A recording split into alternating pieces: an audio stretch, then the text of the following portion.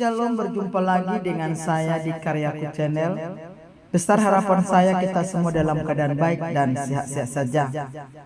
Kita akan membahas tentang suatu tema yang unik tetapi menarik, yaitu tanpa gaji demi kemurnian pelayanan. Hal ini terdapat dalam 2 Korintus 12, 11 sampai 21. Berbicara gaji, ini satu pembahasan yang serius. Ketika seseorang ingin melamar pekerjaan, tentu ada tawaran namanya sebuah gaji. Apalagi kalau statusnya sudah seorang sarjana, S1, S2, tentu gaji akan menjadi pembahasan yang serius. Dan itu normatif. Tidak ada orang yang pekerjaan tanpa pamrih. Bahkan banyak di antara kita yang menjual talentanya dengan notabene PK. Mari kita membahas di sini seorang tokoh yang benar-benar melakukan pelayanan murni, bahkan melakukan banyak pekerjaan untuk membantu pelayanan, yaitu tidak salah lagi Rasul Paulus. Mari kita membahasnya. Secara ironis, Paulus mengatakan bahwa dirinya menjadi bodoh karena dipaksa jemaat. Dengan nada sarkastis. Dengan nada ini, ia mengklaim bahwa dirinya seharusnya dihormati sebagai rasul. Dan dia tidak mengambil gaji, namun justru dipersalahkan. Wow, ini perlu kita bahas. Paulus sungguh-sungguh menjadi suatu mentor bagi kita yang benar-benar mau melayani Tuhan tanpa melihat PK.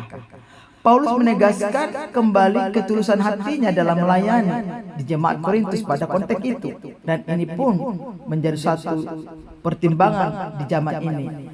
Ia tidak mencari keuntungan pribadi, tidak menuntut upah, bahkan rela menanggung kerugian demi menjaga kemurnian pelayanannya. Bagi Paulus, Injil bukanlah sarana mencari keuntungan pribadi, melainkan panggilan suci untuk membangun jemaat. Ia berkata, dirinya tidak memberatkan siapapun karena ingin menunjukkan bahwa pelayanannya murni tanpa motif yang tersembunyi. Apalagi dalam konteks jemaat Korintus ada proyek persembahan kasih khusus untuk jemaat di Yerusalem pada konteks itu, dalam ayat itu. Akibatnya manajemen keuangan menjadi hal yang sensitif dan memerlukan perhatian yang sungguh hati-hati. Justru sikap Paulus berbeda jauh dari sikap para rasul atau nabi palsu yang mencari keuntungan pribadi dengan menyebabkan perselisihan di tengah jemaat. Apa yang Paulus khawatirkan bukanlah keuntungan yang tidak ia dapatkan, melainkan dosa yang masih ada di tengah-tengah jemaat, dan sedihnya atas mereka ia belum mengalami pertobatan. Jadi mari kita belajar dari Rasul Paulus ini. Dia memusatkan pelayanan untuk menyampaikan Injil kabar baik ke seluruh daerah. Kita dipanggil untuk melayani dengan ketulusan seperti Rasul Paulus. Pelayanan kita harus tetap murni baik di hadapan Allah maupun orang-orang yang kita layani. Fokus kita bukanlah keuntungan pribadi, melainkan kasih dan kemuliaan Kristus bagi jemaatnya. Penekanannya di sini, saudaraku, bahwa apapun yang kita lakukan, pelayanan apapun, sekecil apapun itu pelayanan, mari kita lakukan dengan ketulusan, dengan kemurnian.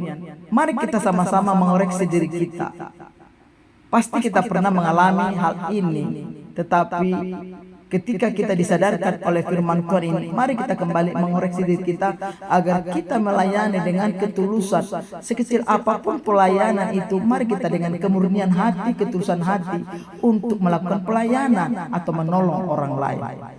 Banyak hal dalam pelayanan, bukan cuma hanya di mimbar saja, di altar saja, tetapi sesungguhnya mimbar kita itu adalah dalam kehidupan kita. Jadi mari kita melakukan pelayanan itu dimanapun kita, apapun posisi kita, mari kita lakukan dengan ketulusan hati, dengan kerelaan hati. Memang tidak gampang ini, apalagi zaman sekarang. Sedikit-sedikit diukur dengan uang, sedikit-sedikit diukur dengan uang. Tetapi firman Tuhan ini mengingatkan pada kita untuk kita belajar seperti Rasul Paulus. Selama dia ada dalam hidup, dia memuliakan Tuhan, mengutamakan Tuhan. Kiranya firman yang singkat ini membuat kita, menggugah kita untuk melakukan seperti pelayanan Paulus. Tuhan Yesus memberkati kita semua. Shalom.